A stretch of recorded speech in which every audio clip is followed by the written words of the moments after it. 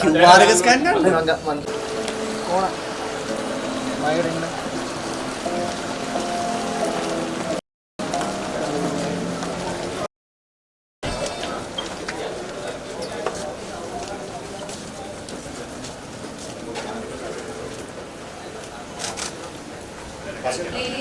From the British Empire, our motherland began a new chapter. A journey filled with triumphs, challenges, and transformation. Along that journey, legends were born. Icons emerged. Leaders rose to guide the nation through moments of hope and uncertainty. In Parliament, we fight each other very strongly. Our motherland began a new chapter. A journey filled with triumphs, challenges, and transformation. Along that journey, legends were born. Icons emerged. Leaders rose to guide the nation through moments of hope and uncertainty. In Parliament, we fight each other very strongly, but I hope very politely and with the highest traditions of parliamentary practice. I led my party to victory in 1977. I received 51% of the votes, and I hope we will have the same.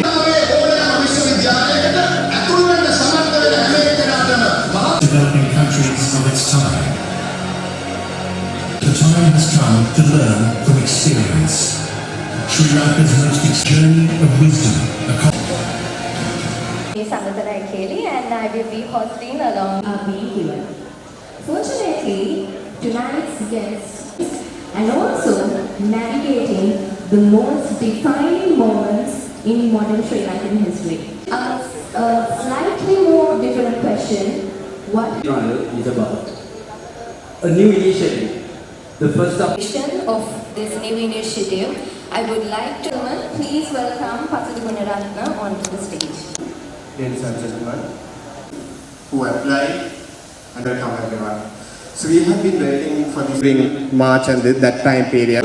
After the postponement was announced, so you waited patiently because program and there's something waiting for you. So personally, I am feeling that an opportunity. Firstly, I have to mention that this is not a political gathering or a political campaign. I have to say that. Creating a space where young people can learn today. Honorable Ranil Wickremesinghe has been one of the most experienced leaders. Many of his ideas, many of his policies and many of the decisions were misunderstood by the large. I am 4 months late. As Harin asked me, I gave you a time in March. But health reasons compel me to put it off. And I come today. And you can just see how much the world order has changed from March to today. If I had been in March, we had just seen the beginning of a conflict of Iran.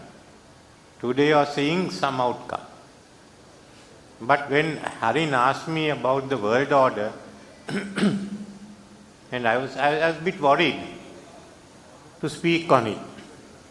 Because unless you are in touch with President Trump daily, you won't know what he will do next day. And he doesn't know what he will do day after. So subject to that, I will like to say a few words. I was born over 7 decades ago, nearly 8 decades. That was the time when the world order was changing. World War II had taken place. European nations, except for UK, had collapsed completely. And it is the Soviet Union, the Americans, the Chinese, the Indian forces, and other like in Africa, Sri Lanka and all, who were able to really defeat, give the manpower and the resources to defeat the fascist forces. So as a result, the colonies were getting independent. I was born just a year after Sri Lanka got independence. So that was the period. First the Asian countries, then the African countries. We went through that. Now that changed in about late 80s, early 90s, when the communist system collapsed and the Cold War that existed between the America and the West and the Soviet Union all disappeared. But now, you are at a stage when you are witnessing the next most important, the shift of economic power away from the West or from the West to the East. That is big. Until the mid 18th century, about 1750s or so, India and China were the most powerful areas in the world. China as a country, India as a continent. Now, all that wealth got transferred out to the West. Part of it went to basically for the Industrial Revolution. Now it is coming back. So remember the world you are living in. By 2050, I don't know about me, but all of you should be there. The country with the largest GDP will be China, 50 trillion plus. Then comes India with about 44 trillion, followed by USA. Some in USA say that USA will be second and India will be third. It's immaterial. The gap is so small. So these three countries. Then you have the next big one, that is fourth. What will be the fourth largest nation? France? UK? Canada? Germany? Indonesia with $10 trillion. You